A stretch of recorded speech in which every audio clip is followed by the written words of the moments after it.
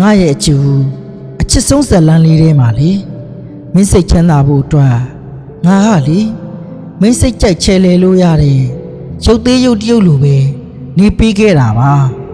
မင်းကရှေ့တိုးဆိုတိုးခဲ့တယ်မင်းကနောက်ဆုတ်ဆိုဆုတ်ခဲ့တယ်မင်းစိတ်တိုင်းကြဖြစ်ဖို့မင်းကြိုးဆွဲရလေငါပျော်ပျော်ကြီးကပေးခဲ့ဘူးပါတယ်ကိုဘလောက်ပင်နာချင်ပါစေ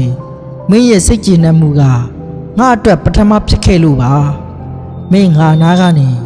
ဘယ်တော့မှဝေးမသွားစီချင်ဘူးမင်းလက်လွတ်ပြီးထွက်သွားမှာကိုကြောက်လွန်းလို့ပါ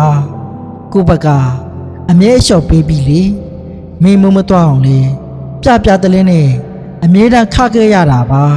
မာနတွေအတ္တတွေအားလုံးကိုလွတ်ချပြီးမင်းရဲ့အလိုကြတိုင်းမျက်မျက်နှုံနှုံနဲ့တန်ဖိုးထားခဲ့တာဒါပေမဲ့လေအချီးဆိုတာတယောက်တည်းပေးဆက်နေုံနဲ့မလုံလောက်ဘူးထင်ပါရဲ့ကိုဘက်ကဘလောက်ပဲလိုက်ရောညီတွေနေပေးခဲ့ပါစီသူ့ဘက်ကတန်ဖိုးမထားတတ်တဲ့အခါအရာအလုံးကလေအလက်ကားဖြစ်သွားခဲ့ရတာပေါ့ကျူးဆွဲရလေကခဲ့တယ်ဝေမတော့အောင်လေခခဲ့တယ်ဒီလောက်ထိလေ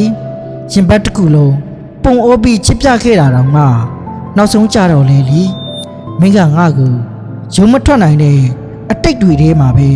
ထားခဲ့တာပါပဲ